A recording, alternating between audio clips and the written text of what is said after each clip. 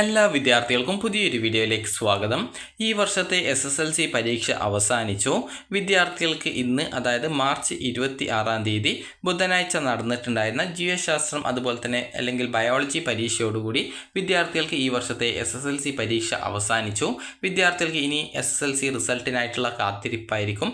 അതുപോലെ തന്നെ വിദ്യാർത്ഥികളുടെ റിസൾട്ട് ഏകദേശം മെയ് 2 നിങ്ങൾക്ക് പ്രതീക്ഷിക്കാം. വാല്യുവേഷൻ ക്യാമ്പ് ഏപ്രിൽ 3 മുതൽ ആരംഭിക്കും.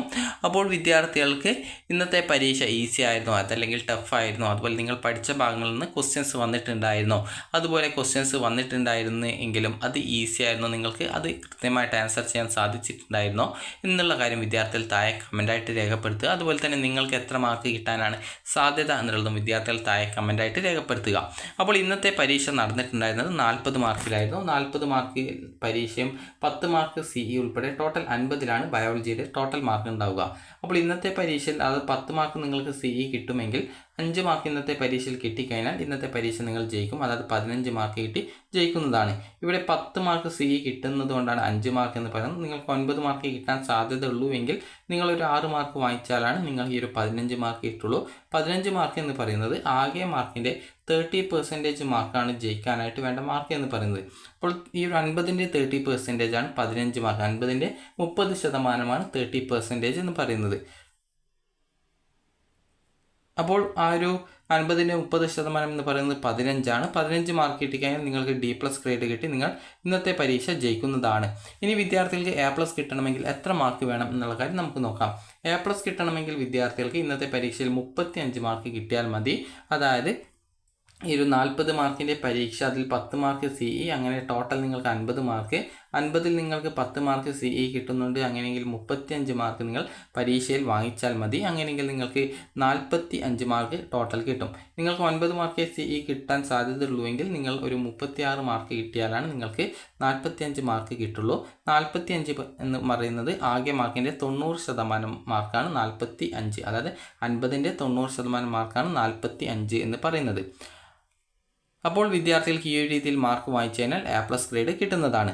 അപ്പോൾ വിദ്യാർത്ഥികൾക്ക് ഇന്നത്തെ പരീക്ഷ ഈസി ആണെന്ന് പ്രതീക്ഷിക്കുന്നു. അപ്പോൾ വിദ്യാർത്ഥികൾ ഇന്നത്തെ പരീക്ഷ ഈസി അല്ലെങ്കിൽ കൂടി നിങ്ങൾ പേടിക്കേണ്ട ആവശ്യമൊന്നുമില്ല. കാരണം ഇനി പരീക്ഷയൊന്നുമില്ല, ഇനി റിസൾട്ടിനായിട്ടുള്ള വെയിറ്റിംഗ് ആണ്.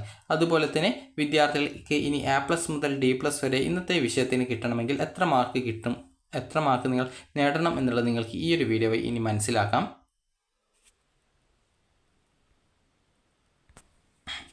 അപ്പോൾ വിദ്യാർത്ഥികൾക്ക് ഇന്നത്തെ പരീക്ഷ എന്ന് പറയുന്നത് നിങ്ങൾക്കറിയാം 40 മാർക്കിലാണ് ഇന്നത്തെ പരീക്ഷ നടന്നിട്ടുണ്ടായിരുന്നത്. അപ്പോൾ നിങ്ങൾക്ക് 35 മുതൽ 40 വരെ മാർക്ക് കിട്ടിയാൽ A+ ഗ്രേഡ് കിട്ടും. അതുപോലെ തന്നെ 30 മുതൽ 34 വരെ ഇന്നത്തെ പരീക്ഷയിൽ കിട്ടിയാൽ A ഗ്രേഡ് കിട്ടും. 25 മുതൽ 29 വരെ മാർക്ക് കിട്ടിക്കഴിഞ്ഞാൽ B+ ആണ് ഇന്നത്തെ പരീക്ഷയിൽ കിട്ടുക. 20 മുതൽ 24 വരെ ഇന്നത്തെ പരീക്ഷയിൽ കിട്ടിയിട്ടുണ്ടെങ്കിൽ B ഗ്രേഡ് കിട്ടും. 15 മുതൽ 19 വരെ മാർക്ക് കിട്ടിയാൽ നിങ്ങൾക്ക് C+ ആണ് ഇന്നത്തെ പരീക്ഷയിൽ കിട്ടുക. 10 മുതൽ 14 വരെയാണ് നിങ്ങൾക്ക് പരീക്ഷയിൽ കിട്ടിയതെങ്കിൽ C ഗ്രേഡാണ് കിട്ടുക. 5 മുതൽ 9 വരെയാണ് മാർക്ക് കിട്ടിയതെങ്കിൽ D+ ഗ്രേഡാണ് കിട്ടുക. ഇത്രയുമാണ് കിട്ടുക.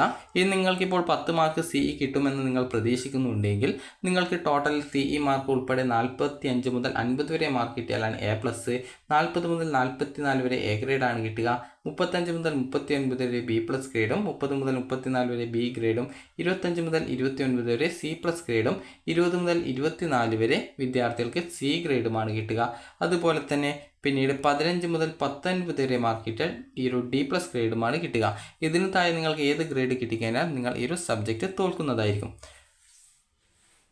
അപ്പോൾ നിങ്ങൾക്ക് ഈ ഒരു എത്ര മാർക്ക് A+ന് വേണം, അതുപോലെ തന്നെ എത്ര മാർക്ക് D+ കിട്ടാനായിട്ട് വേണം എന്നിങ്ങനെയുള്ള കാര്യങ്ങളും A+ മുതൽ D+ വരെ വേണ്ട ആ ഒരു മാർക്കും കാര്യങ്ങളൊക്കെ നിങ്ങൾക്ക് മനസ്സിലായിട്ടുണ്ടാകുമെന്ന് കരുതുന്നു.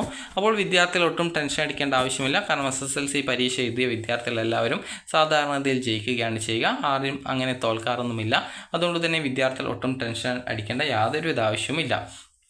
അപ്പോൾ വിദ്യാർത്ഥികൾക്ക് ഈ ഒരു വീഡിയോ ഉപകാരപ്രദമായിട്ടുണ്ടെങ്കിൽ ലൈക്ക് ചെയ്യുക, ഷെയർ ചെയ്യുക. Thank you for watching.